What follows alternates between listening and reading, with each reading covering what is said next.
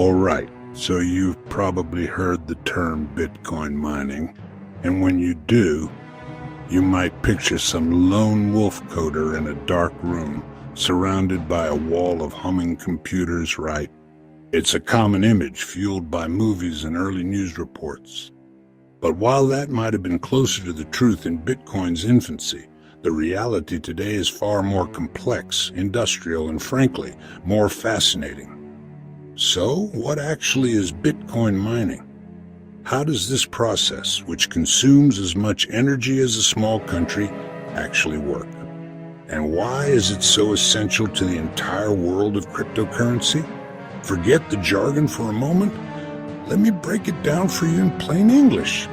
We're going to peel back the layers of this digital revolution, from the basic concepts to the massive global industry it has become. To get started, let's use a popular analogy. Imagine Bitcoin as digital gold. Just like physical gold, it's valuable because it's scarce. There will only ever be 21 million Bitcoin in existence, a limit hard-coded into its DNA. Gold has to be dug out of the ground, a process that requires immense physical labor, heavy machinery, and significant financial investment. This effort is a key part of what gives gold its value. Bitcoin mining is the digital equivalent of that. But instead of digging in the ground with pickaxes, miners use powerful, specialized computers to solve incredibly difficult mathematical puzzles. This digital work, the computational effort and the electricity consumed, is what unearths new Bitcoin and, crucially, what secures the entire network. The formal name for this system is proof of work. It's a way for miners to prove to everyone else on the network that they've expended real-world resources to validate transactions. So what are these miners actually doing? Well, every time someone sends Bitcoin to someone else, anywhere in the world, that transaction is broadcast to the entire network. It doesn't get confirmed instantly. Instead, it goes into a large public waiting room called the memory pool, or mempool, along with thousands of other pending transactions. This is where the miners step in. Their first job is to act as accountants.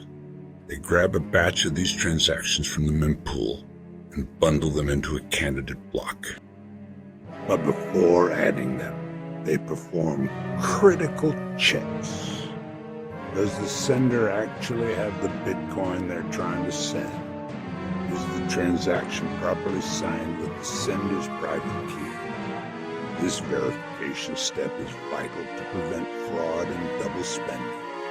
Once verified, these transactions are ready to be permanently recorded on that giant public ledger we call the blockchain.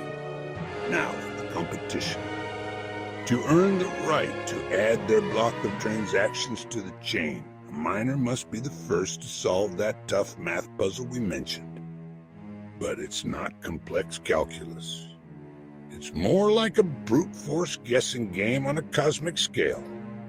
The mining computer takes all the data in its candidate block, adds a random number called a nonce, and mashes it all together using a cryptographic function called SHA-256. This produces a unique digital fingerprint, a hash. The puzzle is to find a nonce that results in a hash with a specific, highly improbable characteristic, like starting with a long string of zeros. There's no shortcut. The only way to solve it is to guess, and guess, and guess again, trillions of times per second. The first miner whose computer gets lucky and finds a valid hash wins the race. They broadcast their solution and their new block to the entire network. Other computers on the network, called nodes, quickly check the winner's work, which is very easy to do, and if it's correct, they confirm the block is valid and add it to their own copy of the blockchain. The winner then gets their reward. This reward has two parts. First, a predetermined amount of brand new Bitcoin known as the block subsidy. This is how new coins are created and enter circulation. Second, they collect all the small transaction fees that were attached to the transactions within their block. Now, here's the wild part. The system is designed to be predictable. The block subsidy is programmed to cut in half roughly every 4 years in an event called the halving. It started at 50 Bitcoin per block, then dropped to 25, then 12.5, and as of the last halving, it's 3.125. This deflationary model is what ensures the 21 million coin limit is approached gradually. Furthermore, the puzzles themselves don't stay the same. The network automatically adjusts the difficulty of the puzzle about every 2 weeks to ensure that, on average, a new block is found every 10 minutes. If more miners join the network and the total computing power, the hash rate, goes up, the puzzle gets harder. If miners leave, it gets easier. This brilliant self-regulating mechanism keeps the heartbeat of the network steady. This ever-increasing difficulty has driven a technological arms race. In the very beginning, Bitcoin's creator, Satoshi Nakamoto, could mine with a regular laptop CPU. Soon, people discovered that graphics cards, or GPUs, were far more efficient. But today, the industry is dominated by ASICs, application-specific integrated circuits. These are hyper-specialized chips designed to do one thing and one thing only: mine Bitcoin at incredible speeds. This shift is why you now see massive warehouse-sized data centers, often located in regions with the cheapest electricity, filled with tens of thousands of these machines, all buzzing away 24/7, trying to crack the code. This industrial scale leads to one of the biggest criticisms of Bitcoin: its energy consumption. And it's true, the network consumes a vast amount of electricity. However, the narrative is evolving. The industry is increasingly driven by powerful market incentives to find the cheapest power on the planet, which often means tapping into stranded or renewable energy sources like hydroelectric, geothermal, or solar power that might otherwise go unused. But why go through all this trouble? Why burn all this energy? The answer is security.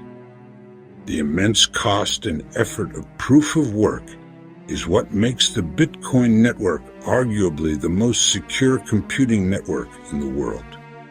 To cheat the system, for example, to spend the same Bitcoin twice, a malicious actor would need to control more than 51% of the entire network's computing power.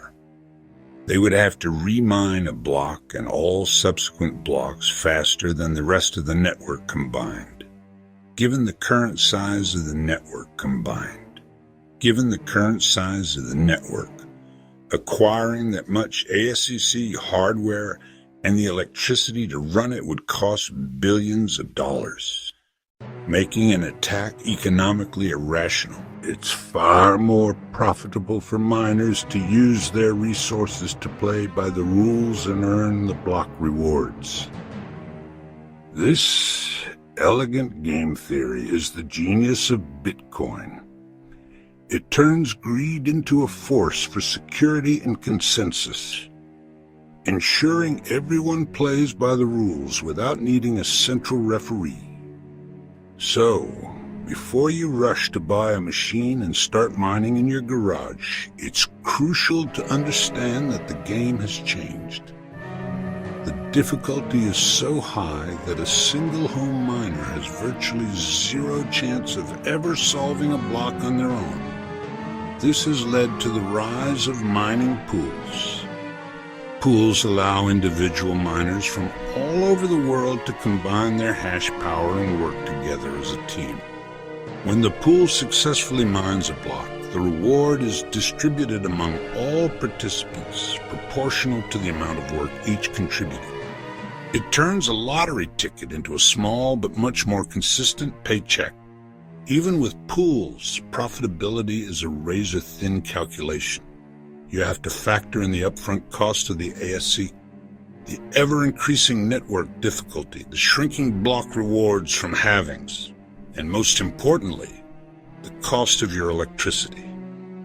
In many parts of the world, the electricity bill would quickly erase any potential profits. So, in a nutshell, Bitcoin mining is a sophisticated and competitive global race. It's the process of issuing new digital gold, the decentralized system for verifying and recording transactions, and the economic engine that secures the entire network. It transforms raw electricity and computational power into a secure, trustless, and immutable financial ledger. It's complicated, resource-intensive, and constantly evolving, but it's precisely this complexity and cost that keeps Bitcoin ticking, securing trillions of dollars in value without a single bank, CEO, or government in charge. It's a remarkable feat of engineering, economics, and cryptography. If you found this helpful and want to understand more about how this technology is changing our world, hit that like button and subscribe for more tech breakdowns made simple.